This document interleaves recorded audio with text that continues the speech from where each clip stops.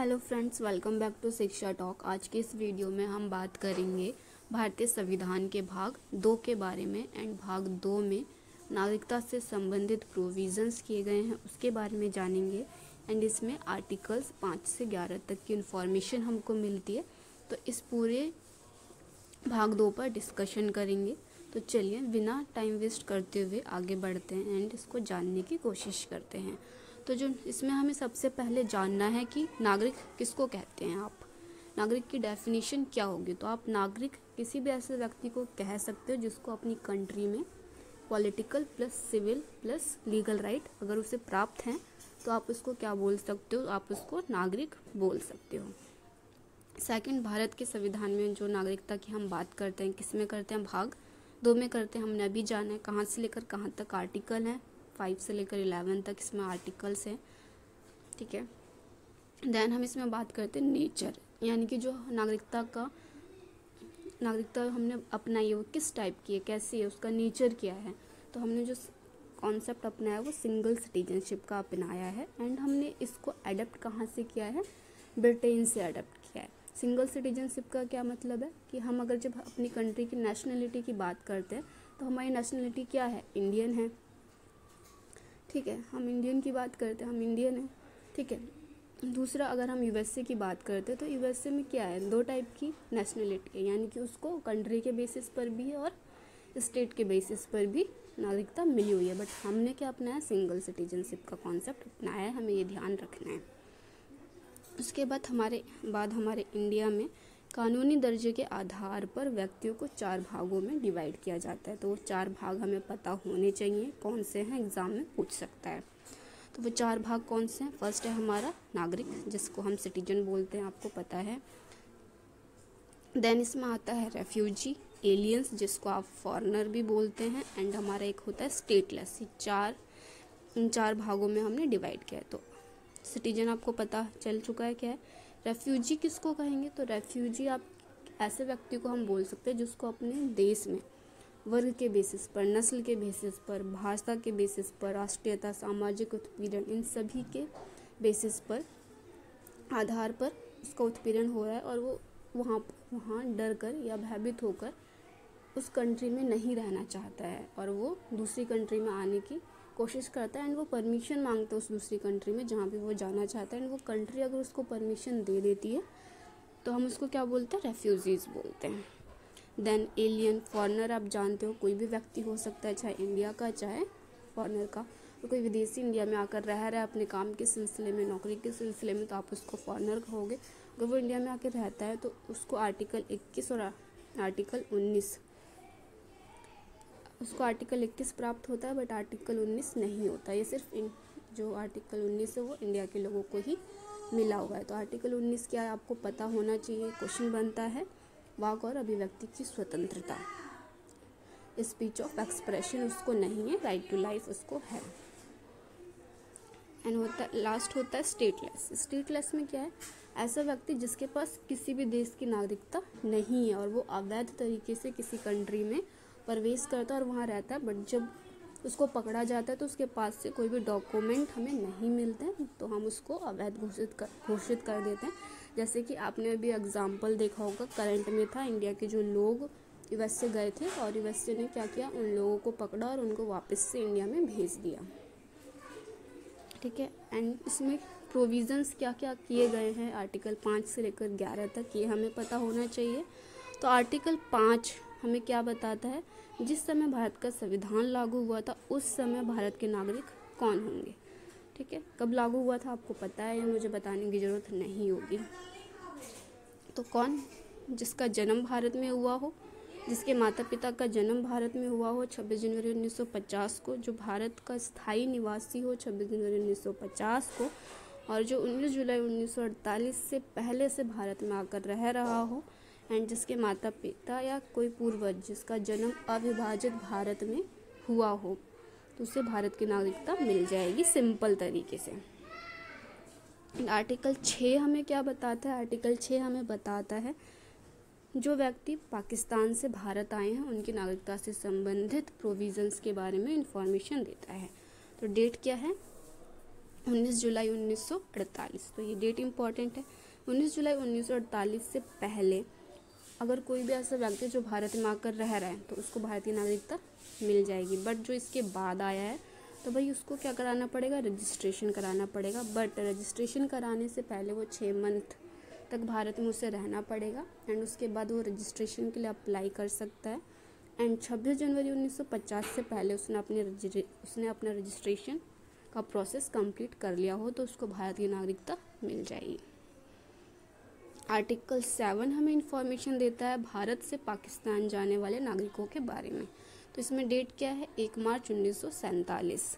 अगर कोई भारत से पाकिस्तान चला गया 1 मार्च 1947 के बाद तो उसकी नागरिकता तो ऐसे ही समाप्त हो जाएगी। बट अगर वो इंडिया में आना चाहता है वापस तो उसको सेम प्रोसेस अपनाना पड़ेगा, आर्टिकल 6 वाला। आर्टिकल 8 हमें बताता है भारतीय मूल के लोग जो विदेश में रह रहे हैं, कहाँ रह रहे हैं, विदेश में रह रहे हैं, उनके बारे में इंफॉर्मेशन देता है। इसमें नियम लागू होता है जो नियम, कौन सा नियम, इंडियन काउंसिल एक्ट 1935 का जो एक्ट लागू हुआ था उस समय पे जो इंडिया में रह रहा होगा उसको इंडिया की नागरिकता मिल जाएगी, या उसके माता पिता, दादा दादी या कोई भी जिसका जन्म भारत में हुआ है और वो अभी विदेश में रह रहा है, कंट्री में रह रहे हैं, तो वो इंडिया में अगर आएगा और रहना चाहेगा तो उसको मिल जाएगी। आर्टिकल 9 हमें बताता है टर्मिनेशन ऑफ सिटीजनशिप के बारे में। अगर आप क्या करते हो, विदेशी राज्य की नागरिकता को एडप्ट कर लेते हो और इंडिया की नागरिकता को छोड़ देते हो तो ऐसे ही आपकी जो नागरिकता है वो समाप्त हो जाएगी। ठीक है, आप भारत के नागरिक थे बट आपने किसी और देश की नागरिकता अपना ली तो भारत की नागरिकता क्या होगी भाई, ख़त्म हो जाएगी। आर्टिकल 10 हमें बताता है किसके बारे में, नागरिकता के अधिकार हमारे कब तक बने रहेंगे।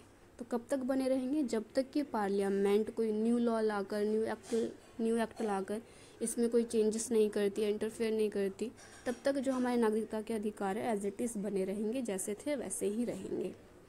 आर्टिकल 11 हमको बताता है कि अगर जो हमारे नागरिकता के अधिकार हैं उस पर कोई अधिकार, नागरिकता के अधिकार से रिलेटेड अगर कोई लॉ बनाना है, कोई कानून बनाना है, कोई विधि बनाना है या उसमें कोई संशोधन करना है तो वो सिर्फ पार्लियामेंट कर सकती है, पार्लियामेंट के अलावा कोई और नहीं कर सकता।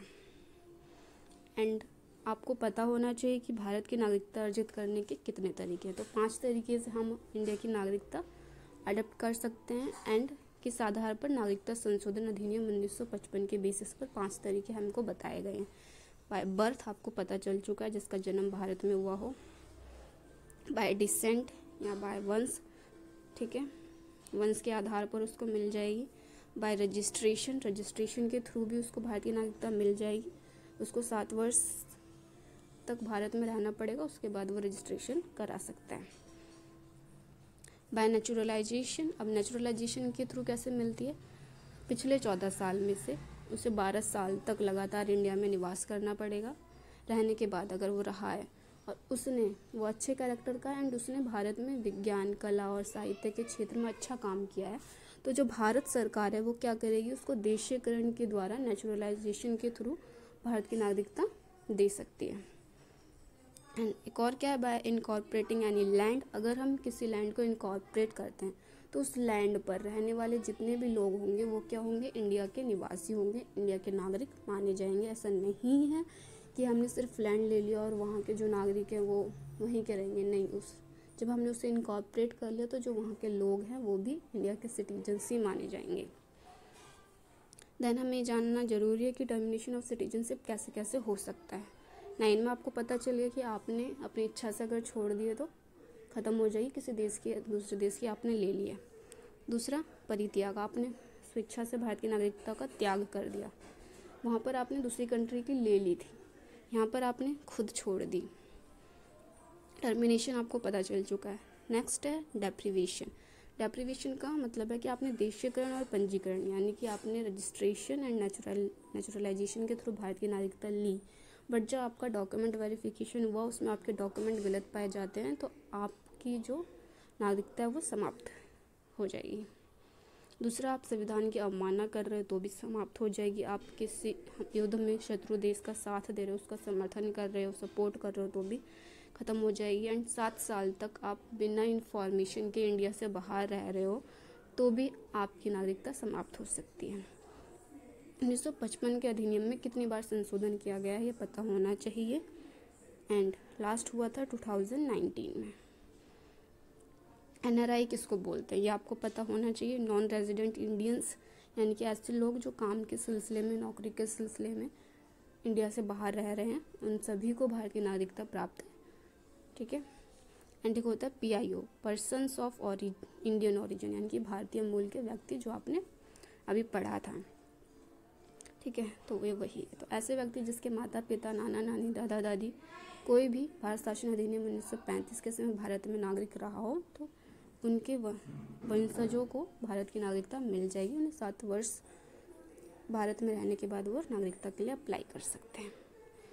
इसमें किस किस कंट्री को राइट है कि भाई वो इंडिया में आके रह सकता है, तो इसमें पाकिस्तान, नेपाल, भूटान, बांग्लादेश, चीन, अफगानिस्तान को छोड़कर कोई भी आ सकता है, सबको अधिकार है। 15 वर्ष तक का वीजा इनको प्राप्त होता है। OCI, overseas citizens of India, इसमें 1955 का अधिनियम लागू होता है। इसमें पाकिस्तान तथा बांग्लादेश के नागरिकों को शामिल नहीं किया गया है। इसमें लाइफ टाइम वीजा प्राप्त होता है और 5 वर्ष भारत में रहने के बाद ये भारत की नागरिकता ले सकते हैं, बट आवेदन करने से पहले, रजिस्ट्रेशन करने से पहले 1 वर्ष तक इनको भारत में रहना पड़ेगा। और 2015 में क्या किया इंडियन गवर्नमेंट ने, PIO और OCI को दोनों को मर्ज कर दिया है। तो ये हुई हमारी नागरिकता से रिलेटेड इन्फॉर्मेशन जो भाग 2 में दी गई है, एंड इसमें हमने ऑलमोस्ट सभी चीज़ों पर बात कर ली है जो इम्पोर्टेंट थी।